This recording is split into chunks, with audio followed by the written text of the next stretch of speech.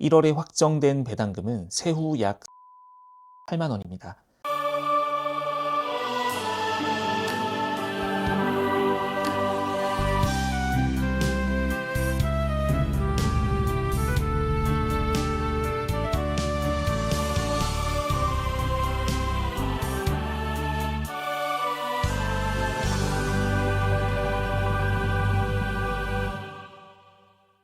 네, 안녕하세요. 백김치치의 백입니다.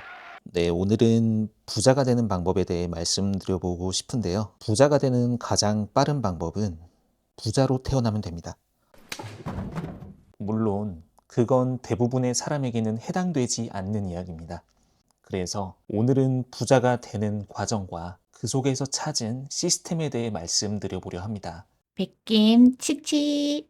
지난 영상 댓글에 따끔한 지적들이 있었습니다. 인증부터 해라. 포트폴리오부터 공개해라. 네, 틀린 말씀이 아니라고 생각합니다. 입장을 바꿔 제가 시청자였더라도 단순한 엑셀 화면보다는 눈에 보이는 결과가 더 궁금했을 겁니다. 소중한 시간을 내어 영상을 봐주시는 분들께 숫자로 증명하는 건 어찌 보면 당연한 예의라고 생각했습니다.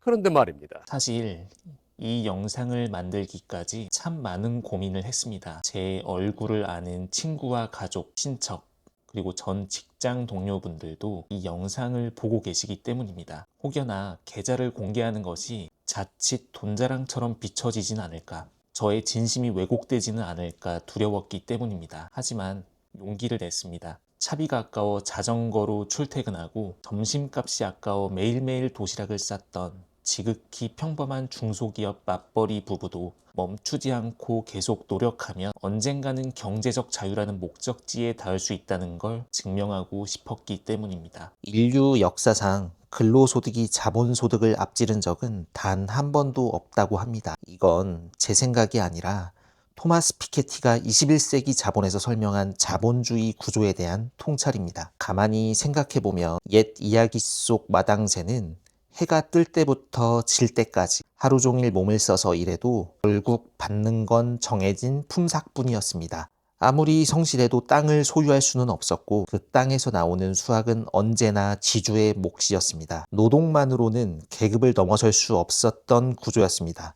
결국 부의 핵심은 오토, 즉 시스템이었습니다. 내가 잠든 사이에도 나를 위해 일해줄 자본이 필요했던 것입니다. 사실 제 포트폴리오는 복잡하지 않습니다.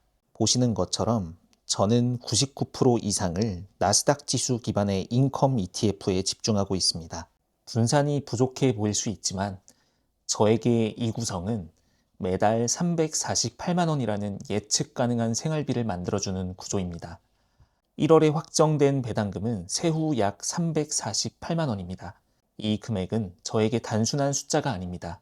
월요일 아침 억지로 몸을 일으켜서 출근하지 않아도 되고 출퇴근길 지옥철 대신 사랑하는 사람과 저녁 한 끼를 천천히 즐길 수 있는 돈입니다. 이 돈이 들어올 때마다 저는 비로소 제 인생의 주인이라는 걸 실감합니다. 제 계좌가 이렇게 현금 흐름에 집중할 수 있는 이유는 따로 있습니다.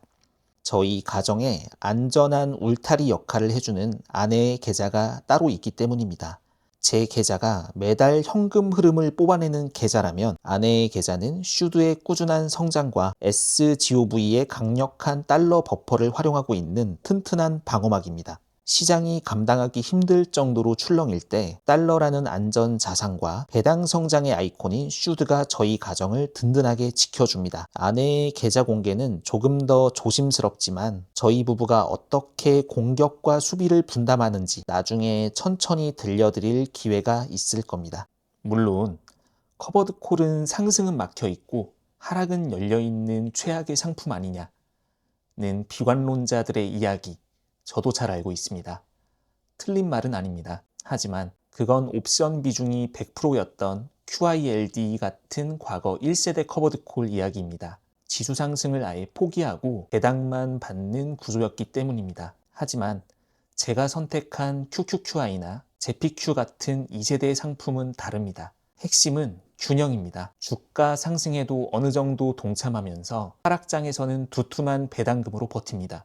무조건적인 고배당을 쫓는 게 아니라 내 삶을 지탱할 현금 흐름과 자산 가치 사이의 최적의 합의점을 찾은 결과입니다. 물론 이게 수익률 대회였더라면 저도 다른 선택을 했을 겁니다. 하지만 저에게 투자는 남을 이기는 게임이 아니라 제 일상을 지키는 게임입니다. 긴 하락장이나 큰 폭락이 와도 제가 비교적 평온할 수 있는 이유는 이 포트폴리오에 일드 쿠션이 있기 때문입니다. 하락장이나 MDD가 커지는 구간에서도 주가가 떨어지는 충격을 매달 들어오는 배당금이 먼저 받아줍니다. 348만 원의 현금 흐름이 바닥에 깔린 쿠션처럼 작용하기 때문에 저는 주가 변동에 바로 흔들리지 않고 시장의 회복을 차분히 기다릴 수 있었습니다. 그 덕분에 공포에 밀려 소중한 주식을 던져버리는 대신 투자를 계속 이어나갈 수 있는 심리적인 저지성과 투자의 연속성을 확보할 수 있었습니다. 결국 인컴 투자는 단순히 돈을 받는 전략이 아니라 하락장에서도 나 자신을 이겨낼 수 있게 해주는 실체적인 방어 기제라고 생각합니다. 천리길도 한 걸음부터라고 부자가 되는 과정에는 분명 넘어야 할 단계가 있습니다. 이건 첫 번째 레슨.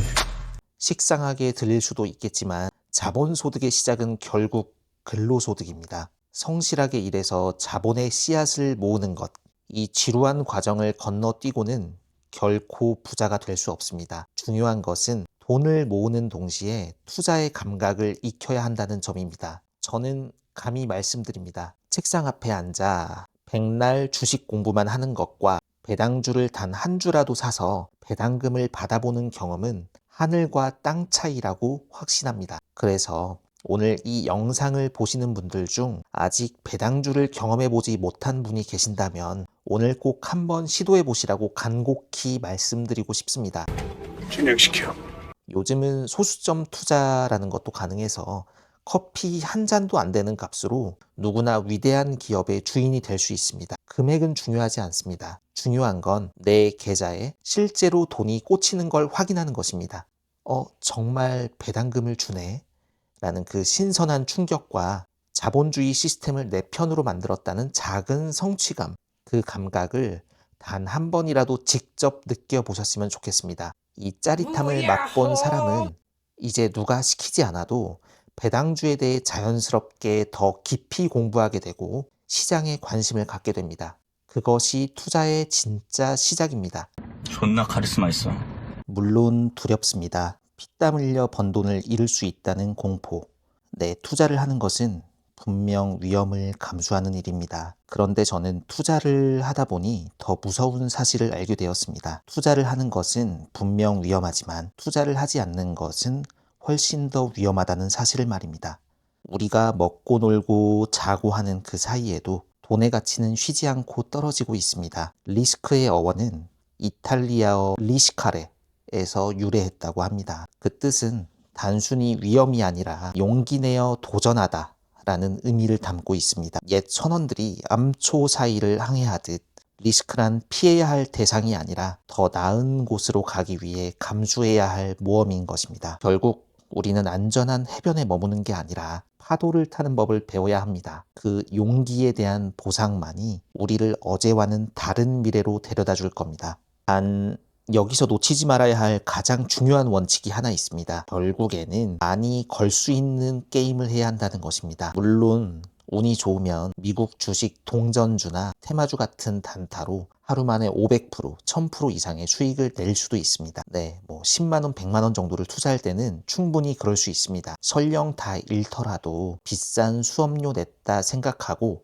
털어버리면 그만이니까요. 하지만 내 피 같은 돈 1억, 5억, 10억을 투자할 때도 과연 똑같은 방식으로 투자할 수 있을까요? 절대 불가능합니다. 그릇의 크기가 달라지면 담는 방식도 완전히 달라져야 하기 때문입니다. 큰 자산은 운이나 감이 아니라 철저한 확률과 구조 위에서만 지켜낼 수 있습니다. 그래서 진짜 승부는 누가 한 방을 터트리냐가 아니라 누가 시장에서 끝까지 살아남느냐에서 갈립니다. 많이 먹는 것보다 더 중요한 건 절대 지지 않는 게임을 하는 것입니다. 주변을 한번 솔직하게 둘러보겠습니다. 현실에서 진짜 부자가 된 사람들은 대부분 주식이 아니라 부동산에서 나왔습니다. 왜 그럴까요? 이유는 단순합니다. 부동산은 강제로라도 시장에 오래 머물게 하기 때문입니다. 전 재산을 쏟아붓는 집중 투자, 그리고 팔고 싶어도 쉽게 팔 수 없는 강제 장기 투자. 이 구조 덕분에